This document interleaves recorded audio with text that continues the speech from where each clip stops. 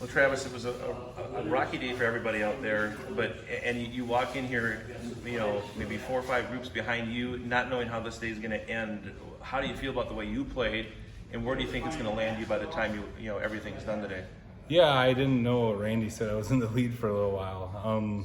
Yeah, it was a tough day. It was kind of a grind. I definitely played good holes, but I played some bad holes too. So I'm hoping to be in the top 3 in final group tomorrow. If not, I'll be behind and chasing. So what's the key to playing in this kind of wind? What do you tell yourself when you're over shots?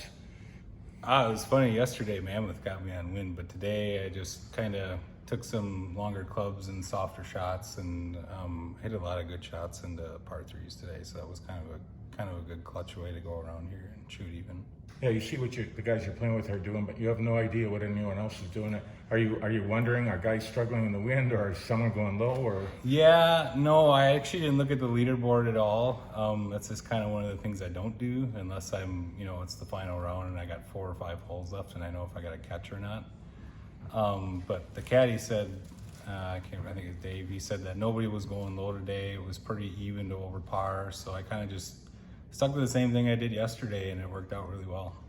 Do you know some of the younger guys in the field? Are you getting to meet guys here because you haven't played in a ton of stuff? Yeah, I mean, I know a couple of guys. Most of them didn't make the cut, unfortunately, but I'm meeting a lot of new young guys here, so it's kind of nice. I just played with a couple of guys from Legends too before that I was a member there, so some guys I know, but not a lot. What have you surprised yourself at the way you've been able to stay so consistent and just it feels like you might be the consummate grinder because your name doesn't drop very far after you make a bogey, but you come right back. Yeah, I mean, a lot of it for me is I'm a very good putter, good wedge game.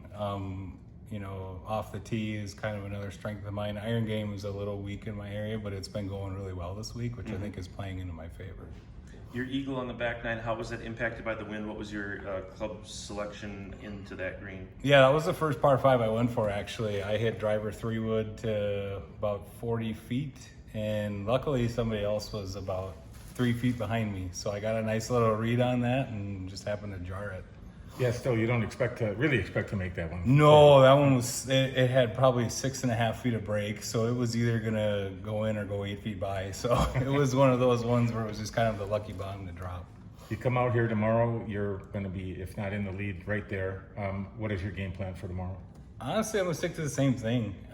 This course, I don't know why it suits me well, and I love this golf course. I play very well on it, and I don't think I'm gonna change much. It just depends on where they put the tees tomorrow will be kind of the bigger thing. I know that a couple of par 4s, they're up, and if you move them back, some of them bunkers come into play. So might change a little bit tomorrow, but I don't think I'll change too much. What course do you play out of? Watertown Country Club. Okay. Yep. And how many state amateurs have you played in? Because I know you had that run as a professional. I think I've played I think this is my 4th. 4th? Yep.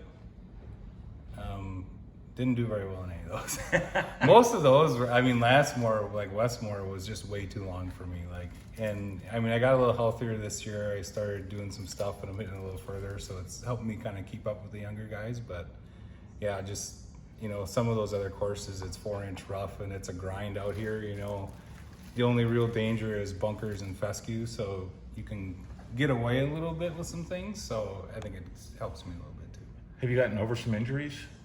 No, a long time ago, I had some back pain when I was in my early 20s, and it kind of comes and goes here and there, but usually I'm a pretty healthy guy. So. And you won the Publix Mid-Am? Yeah, I won the Publix Mid-Am last weekend. That was a good run after the Fisher. I kind of changed my game plan of that golf course, and it panned out very well for me. And does winning something like that, obviously it builds confidence, but those 2 different courses, but yet does it build enough confidence to be any kind of a factor this week? Yeah, I think I'm a little more comfortable with my game. For a long time I had kind of given it up, and I kind of picked it back up and started playing more, and it definitely felt good to get a win. It feels, like I'm doing things and making a step in the right direction. So. And how old are you now? 34. 34? Yep. This tournament's been dominated by a lot of young kids. Would it be nice for someone like you or Tyler to kind of break in and steal one back? Yeah, it would be great. Like I said, I always feel like the State Am is a young man's game. It's, college-bound guys that are either going to play professional or they're still in college. So be nice to see one win for the old guys this year.